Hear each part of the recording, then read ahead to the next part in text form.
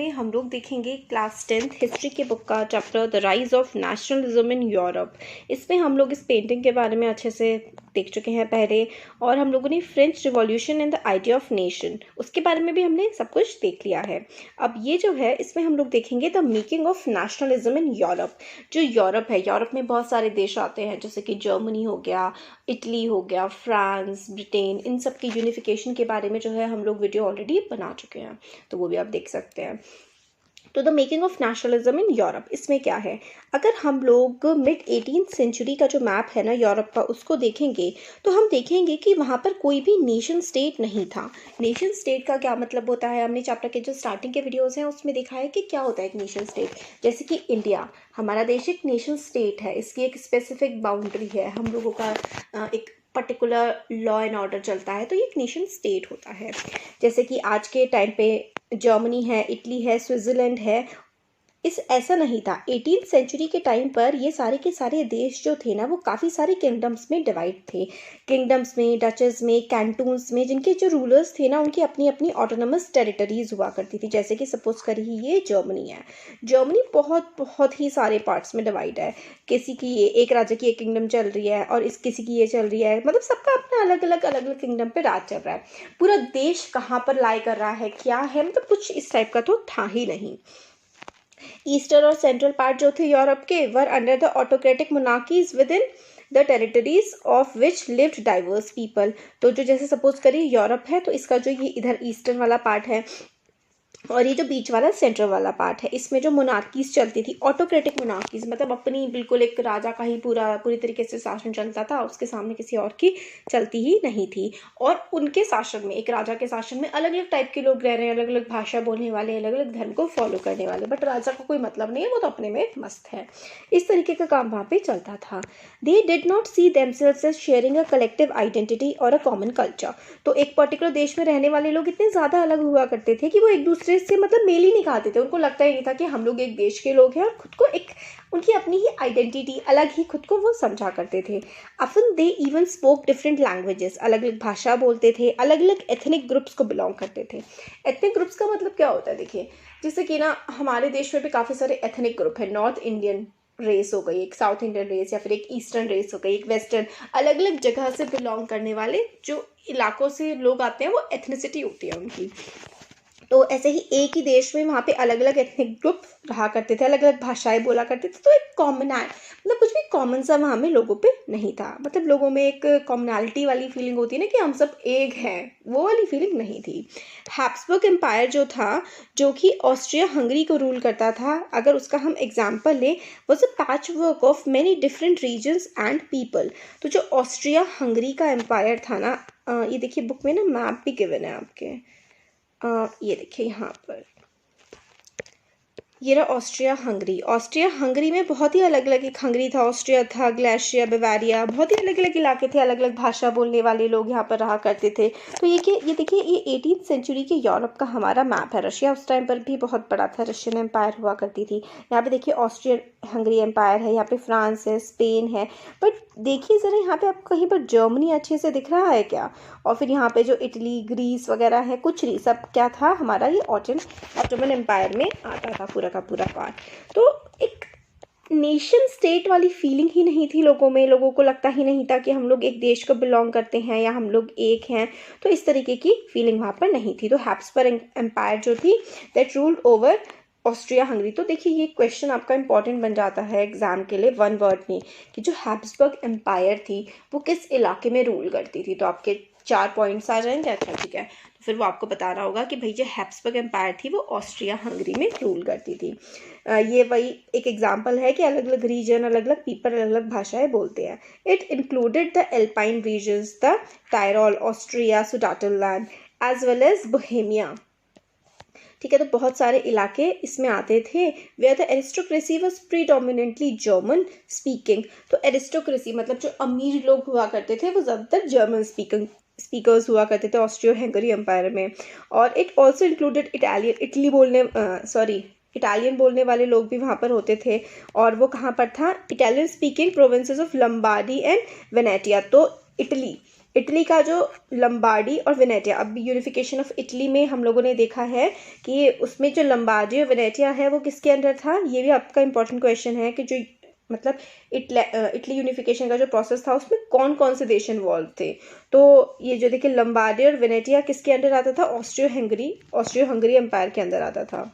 तो in Hungary half of the population spoke Magyar while the other half spoke a variety of dialects. देखिए dialects का मतलब होता है बोलियाँ, जैसे कि हिंदी भाषा है, हिंदी भाषा की बहुत सारी बोलियाँ हैं, जैसे कि हिंदी भाषा की एक बोली हरियाणवी है, एक राजस्थानी हो गई, एक बिहारी हो गई, है ना।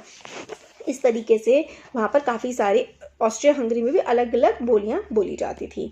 इन गैलिशिया द एरिस्टोक्रेसी स्पोक पॉलिश। तो गैलिशिया वाला हम लोगों ने देखा था ना, ये ऑस्ट्रिया हंगरी एम्पायर है, यहाँ पे इधर ऑस्ट्रिया, इधर हंगरी, इधर गैलिशिया, अलग अलग इलाके हैं। तो गैलिशिया वाला जो रीजन था वहाँ पर एरिस्टोक्रेसी मतलब अमीर लोग जो बोलते थे वो पॉलिश लैंग्वेज बोलते थे, जो पोलैंड में, ऑस्ट्रिया हंगरी के पास ही पोलैंड देश है, ऑस्ट्रिया हंगरी है, फिर इधर पोलैंड है, पोलैंड में पॉलिश भाषा बोली जाती है। तो जो गैलिशिया इधर वाला जो रीजन था वो पॉलिश भाषा बोलता था। देखिए यहाँ पे मैप में एक बार देख लेते हैं अच्छे से। ये देखिए यहाँ पर अब ग्लेशिया किसके पास पड़ रहा है, पोलैंड के पास पड़ रहा है। तो यहाँ के जो एरिस्टोक्रेसी थी, जो अमीर लोग होते थे वो पॉलिश भाषा बोला करते थे। तो एक ही देश में अलग अलग भाषा बोल रहे हैं, अलग अलग ही सारा कल्चर और सिस्टम चल रहा है। तो और besides these three dominant groups there also lived within the boundaries of this empire a mass of subject peasants people, Bohemians, Slovaks to the north, Slovenes in Carniola, Croats to the south and Romans in the east in the Transylvania। ठीक है, तो ये अलग अलग मतलब जो अलग अलग भाषा बोलने वाले अलग अलग एथनिक ग्रुप्स हैं ना, उनके बारे में बताया गया। आप लोगों के लिए इतना इंपॉर्टेंट नहीं, आपके एग्जाम में इससे नहीं पूछा जाता है, तो ये वाली चीज़ इतना इंपॉर्टेंट नहीं, आपको याद हो तो वेल एंड गुड, नहीं हो तो कोई बात नहीं। तो such differences did not easily promote a sense of political unity. The only tie binding these diverse groups together was a common allegiance to the emperor। तो ये जो इतना सारा जो डिफरेंस होता है ना, मतलब अलग अलग भाषा बोल रहे हैं, अलग अलग कल्चर्स फॉलो कर रहे हैं, इसकी वजह से इन लोगों में आपस में एक तरह से सद्भावना नहीं थी, यूनिटी की भावना नहीं थी। एक ही चीज़ जो इन सब में कॉमन थी वो ये थी कि ये एक एम्पायर के अंदर है, बाकी कोई भी इनमें यूनिटी वाली फीलिंग नहीं थी। तो ये कुछ इंपॉर्टेंट डेट्स हैं आपके रिविजन के लिए ना, बहुत ज़्यादा काम आती है। जैसे कि आपके नॉर्मल सा एग्जाम में 1 नंबर के क्वेश्चंस जो पूछे जाते हैं, 20 क्वेश्चंस आते हैं 1 मार्क्स के। तो उसमें नेपोलियन इन्वेड्स इटली, कब इन्वेड किया था नेपोलियन ने इटली को, 1797 में नेपोलियनिक वॉर्स स्टार्ट हो गई थी, जब नेपोलियन ने इटली को इन्वेड कर दिया था, मतलब हमला कर दिया था। फिर नेपोलियन कब हारा, 1814-15 के टाइम पे, fall of Napoleon, the Vienna peace settlement start हो गया था। 1821 में ग्रीक स्ट्रगल फॉर इंडिपेंडेंस, जो ग्रीस था वो ऑटोमन एम्पायर के अंदर आता था, उनकी स्ट्रगल स्टार्ट हो गई थी। फिर 1848 में काफ़ी सारे रिवॉल्यूशन हुए थे यूरोप में, आर्टिसन और काफ़ी लोगों ने रिवॉल्यूशन कर दिए थे 1848 आते आते। फिर उसके बाद यूनिफिकेशन ऑफ इटली। तो इस तरीके से ये आपका ना रिविजन में काम आएगा ये वाले जो बॉक्सेस होते हैं। तो ये हम लोगों ने देख लिया। अब देखते हैं the aristocracy and the new middle class. जो एरिस्टोक्रेसी थी मतलब अमीर लोग थे, और फिर उसके बाद एक जो नई मिडिल क्लास डेवलप होकर के आ रही थी, उनका कैसा रिलेशन था, वो किस तरीके से साथ में मिलजुल के चल रहे थे या नहीं चल रहे थे। तो देखिए, socially and politically a landed aristocracy was the dominant class on the continent. तो सोशली एंड पॉलिटिकली, सामाजिक तौर पर भी और पॉलिटिकल पावर के तौर पर भी, जो लैंडेड एरिस्टोक्रेसी है, मतलब जिनके पास जो जमींदार हुआ करते थे, जिनके पास खूब जमीनें हुआ करती थी, वो डोमिनेंट क्लास थी, मतलब वो एक पावरफुल क्लास थी। The members of this class were united by a common way of life. तो इस क्लास के जो मेंबर्स थे ना, वो एक ही तरीके की ज़िंदगी जिया करते थे और एक तरीके के इलाके में रहते थे, और काफ़ी बड़े बड़े एस्टेट्स मतलब बहुत बड़े बड़े रीजन्स, बहुत बड़े बड़े ज़मीनें वो होल्ड करते थे, उनकी बहुत सारी ज़मीनें होती थी कंट्री साइड में, गाँव वाली साइड में। एंड ऑल्सो टाउन हाउसेज, मतलब ज़मीनें इनकी गाँव में हुआ करती थी और रहते थे शहरों में। ये फ्रेंच बोला करते थे for the purpose of diplomacy in high society. तो हाई सोसाइटी अमीर लोगों में, और जो हाई सोसाइटी होती है उसमें जो एरिस्टोक्रेट्स होते थे ये फ्रेंच भाषा बोला करते थे। Their families were often connected by the marriage of ties, और इनकी फैमिलीज एक दूसरे से शादी के बंधनों से जुड़ी हुआ करती थी, है ना। तो ये जो पावरफुल एरिस्टोक्रेसी थी ना, बड़ी मतलब वही शो ऑफ वाली लाइफ ये जिया करते थे, और जो रियलिटी थी ना देश की, मतलब गरीबी भुखमरी, इससे ये लोग काफ़ी ज़्यादा दूर थे, ये उन लोग पे अत्याचार किया करते थे। पावरफुल एरिस्टोक्रेसी जो थी वो काफ़ी छोटी थी नंबर में, मेजॉरिटी जो थी ना पॉपुलेशन की वो पीजेंट्री थी, किसान थे। To the west the bulk of the land was found by tenants. Tenants होते हैं किराएदार। तो ज़्यादातर जो लैंड था एरिस्टोक्रेसी के पास बहुत ज़्यादा ज़मीन हुआ करती थी, और इनकी ज़मीन पे जुताई कौन करता था, खेती कौन करता था इनके लिए, कुछ मजदूर किया करते थे, जिनको मतलब टिनांट्स या फिर टिनांट्स बोलते हैं। मतलब वो होते हैं ना कि ये लोग तो आराम से शहरों में रहते, कुछ करते वर्ते नहीं, इनके पास ज़मीनें हैं और ज़मीन पे किसान काम कर रहे हैं और उनको पैसा मिल रहा है, और ये लोग हुआ करते थे। और कुछ कुछ छोटे छोटे होते थे, मतलब छोटे किसान भी हुआ करते थे वेस्टर्न पार्ट में। ईस्टर्न पार्ट में और सेंट्रल यूरोप में जो पैटर्न था ना लैंड होल्डिंग का, was characterised by vast estate which were cultivated by serves.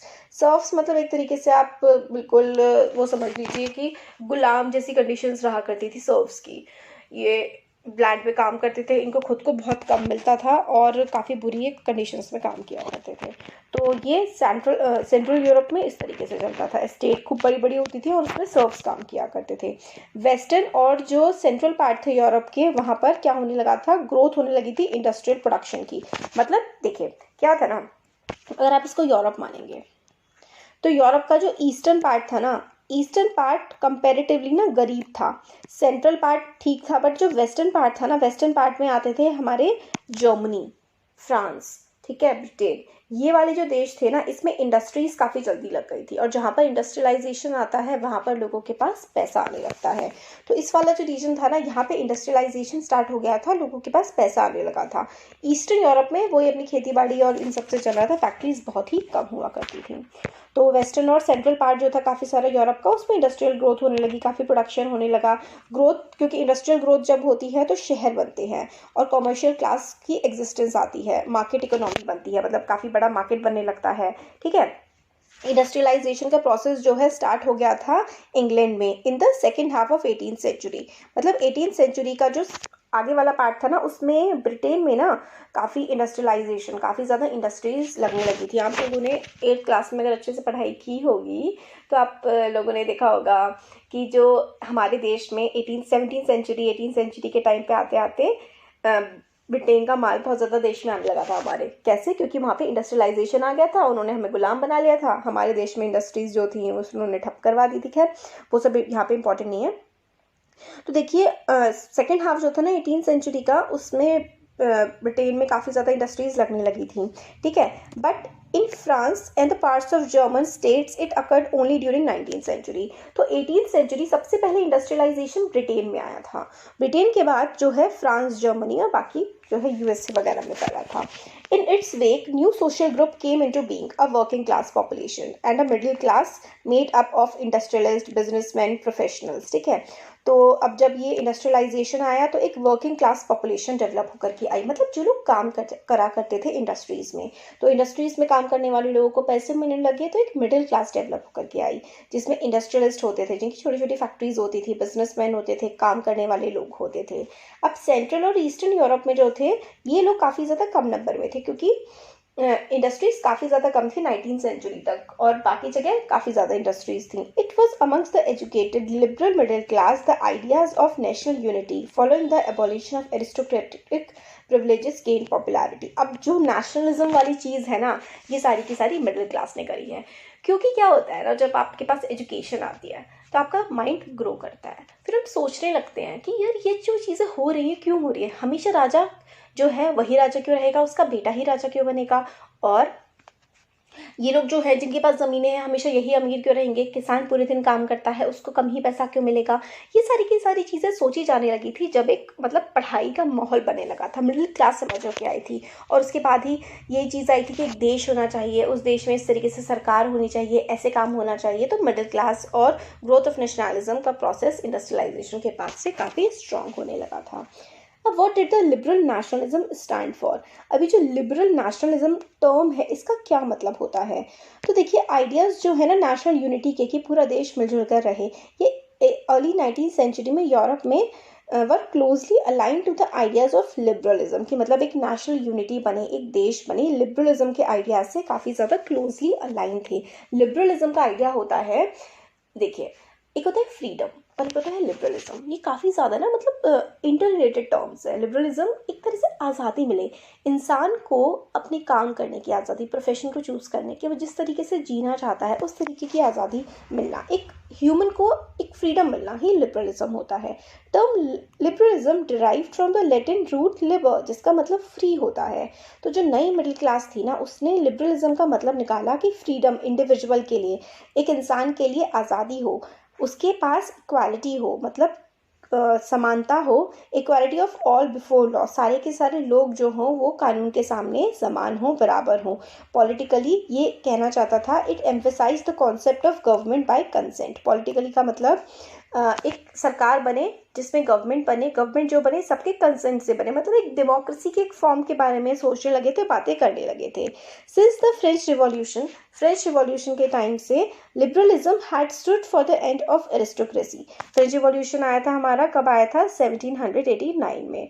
तो लिबरलिज्म कहने लगा था कि एरिस्टोक्रेसी जो है और ये जो प्रिविलेजेस है, क्लैरिकल प्रिविलेजेस खत्म होनी चाहिए। एरिस्टोक्रेसी वही की ज़मीन है, अपनी ज़मीनों पर जिंदा रह रहे हैं, ये एरिस्टोक्रेसी खत्म होनी चाहिए। और ये जो क्लैरिकल प्रिविलेजेस हैं, जो क्लर्जीज हैं, इनको जो बहुत ज़्यादा ताकतें दी गई हैं, ये भी चीज़ें नहीं होनी चाहिए। Constitution and representative government through parliament, मतलब एक संविधान होना चाहिए, एक पार्लियामेंट होनी चाहिए जिससे सरकार बने। 19th century liberals also stressed the inviolability of private property, और ये भी कहने लगे कि भाई एक किसी की जो प्राइवेट प्रॉपर्टी है उसका कोई छीन नहीं सकता है, गवर्नमेंट भी नहीं, कोई भी नहीं। तो इस चीज़ पे भी काफ़ी ज़्यादा जोर ये देने लगे थे। ये equality before law, equality before law का मतलब होता है कि कानून के सामने सरकार, मतलब एक कानून है, लॉ है, उसके सामने सारे के सारे बराबर हों, चाहे वो किंग हो चाहे वो एक गरीब पीसेंट हो, सब बराबर होने चाहिए। यही होता है इक्वालिटी बिफोर लॉ। ये कहते हैं कि इसका ये मतलब नहीं होना चाहिए, did not necessarily stand for universal suffrage, मतलब ये लोग कहते हैं कि इक्वालिटी बिफोर लॉ हो, बट इसका मतलब ये भी नहीं है कि हर किसी को वोट देने का अधिकार हो। अभी ये मांग तो नहीं ये कर रहे थे। You will recall then in revolutionary France, which mark the first political experiment in the liberal democracy, the right to vote and to get elected was granted exclusively to property owning men. तो आप लोगों ने देखा था जब French revolution के time पर, है ना, पिछले क्लासेस में भी पढ़ा है, 9th क्लास में पढ़ा था कि जो फ्रेंच रिवॉल्यूशन हुआ उसमें भी औरतों को वोट देने का हक नहीं हुआ। एक्टिव सिटीजन थे जो टैक्स भरा करते थे, उनको ही वोट देने का हक था। तो जो लिबरल्स थे ना, ये भी मतलब एक तरीके से हर किसी को, कुछ लिबरल्स आगे जाके हम देखेंगे वो तो कहते हैं कि यूनिवर्सल होना चाहिए एडल्ट सफरेज, सफरेज का मतलब राइट टू वोट, कि हर किसी को वोट देने का अधिकार होना चाहिए। बट कुछ लोग ऐसा नहीं मानते थे। तो मेन जिनके पास प्रॉपर्टी ना हो और विमेन को हमेशा से ही पॉलिटिकल राइट से जो है स्टार्टिंग से बाहर रखा गया था। कुछ टाइम के लिए ही जो जैकोबियंस थे उन्होंने सारे के सारे एडल्ट मेल को, जैकोबियंस कहाँ पर थे? फ्रेंच रिवॉल्यूशन के टाइम में फ्रांस में जो जैकोबियंस थे उन्होंने थोड़े से टाइम के लिए ये हक दे दिया था कि जितने भी एडल्ट मेल्स हैं, मतलब वहाँ पे 25 साल से एज के ऊपर के जितने भी आदमी होंगे ना, उन सबको वोट देने का अधिकार दे दिया गया था। बट जो है फिर थोड़े टाइम बाद जब जैकोबियंस हटे, फिर वो चीज़ वापस ले ली गई थी।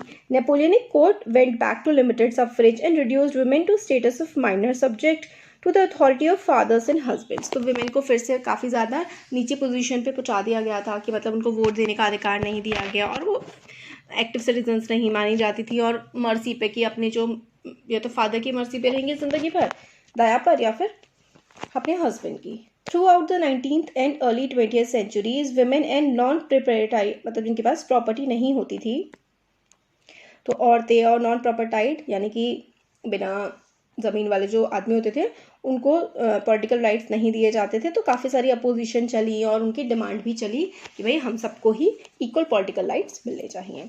इकोनॉमिक स्फीयर में अगर पैसे के मामले में हम बात करें तो लिबरलिज्म का मतलब होता है कि for the freedom of markets and the abolition of state imposed restriction on the movement of goods and capital।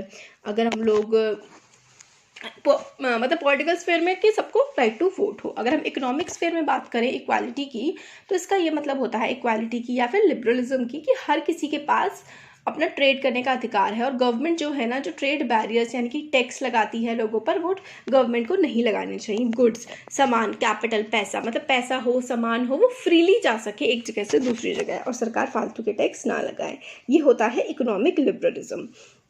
19th century के दौरान इसकी काफ़ी ज़्यादा स्ट्रॉन्ग डिमांड थी ऑफ इमर्जिंग मिडिल क्लास। मतलब इमर्जिंग मिडिल क्लास जो थी वो इसकी इकोनॉमिक लिबरलिज्म की काफ़ी डिमांड कर रही थी।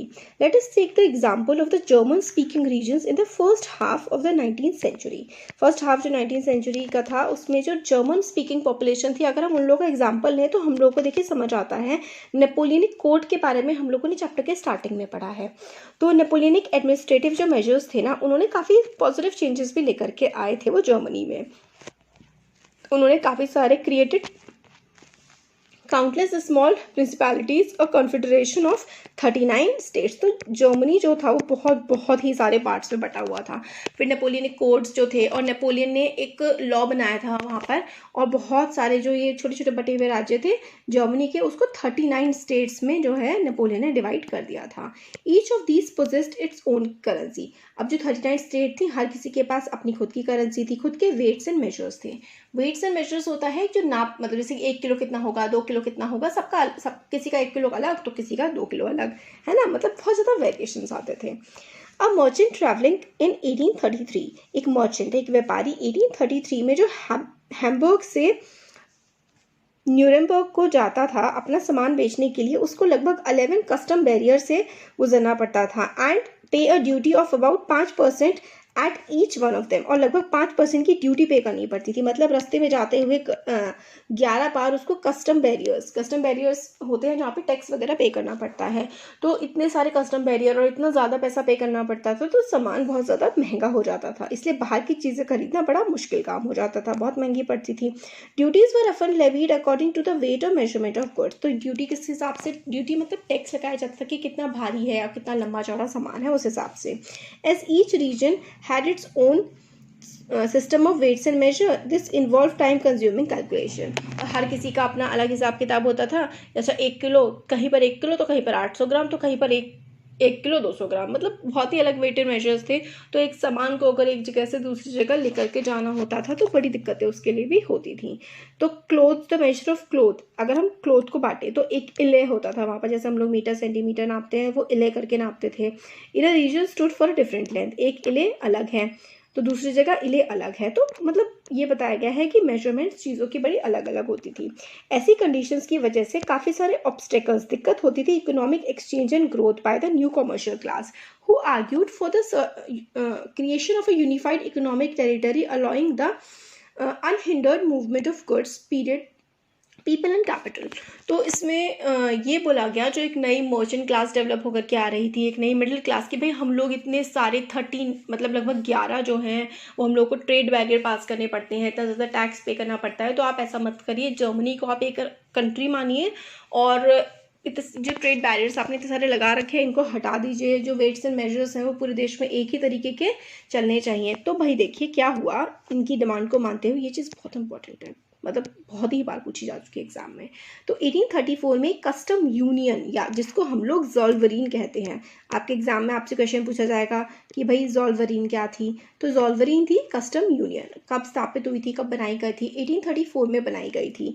किसने इनिशिएटिव लिया था? On the initiative of Prussia and joined by most of German states. तो प्रशिया राज्य ने इसका इनिशिएटिव लिया था कि हमें ज़ोल्वरीन बनानी है। और ज़ोल्वरीन क्या थी? एक कस्टम यूनियन थी। कस्टम यूनियन मतलब जैसे कि आजकल ट्रेड यूनियंस होती हैं कि हम लोगों ने सबने बैठ करके डिसाइड कर लिया है कि इस तरीके से व्यापार चलाया जाएगा, इतनी ड्यूटीज़ पे करनी होंगी, यहाँ करनी होंगी, यहाँ नहीं देनी होंगी। तो ये पूरा का पूरा काम एक कस्टम यूनियन ज़ोल्वरीन जिसको बोला जाता था जर्मनी में, इसके थ्रू बनाया गया। और इनिशिएटिव स्टार्ट किसने किया था? प्रशिया ने। और काफ़ी सारे जर्मन स्टेट, कितने स्टेट थे जर्मनी में? लगभग 39 थे।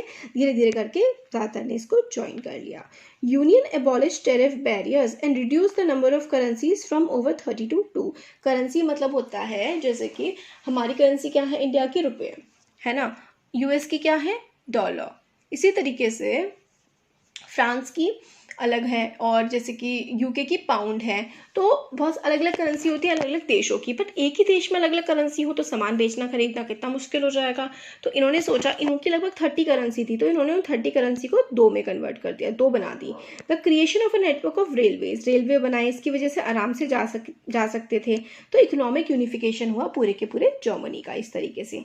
Wave of economic nationalism strengthen the wider nationalist sentiments growing at the time. अब देखिए इकोनॉमिकली पैसे के तौर पर देश पूरी तरीके से जुड़ गया है। अब एक इंसान दूसरी जगह पर आराम से जा पा रहा है रेलवे के थ्रू, तो आप खुद सोचिए क्या सेंस ऑफ यूनिटी कि हम लोग तो सब एक ही हैं, ये वाली फीलिंग तो ऑब्वियसली पनपती ही है। तो इस तरीके से ये वाली फीलिंग पनपी। तो आगे का पार्ट हम लोग नेक्स्ट वीडियो में देखते हैं। कैसा लगा वीडियो ज़रूर बताइए, अच्छा लगा लाइक करिए, चैनल को सब्सक्राइब करिए, अपने फ्रेंड्स के साथ शेयर करिए। Thank you.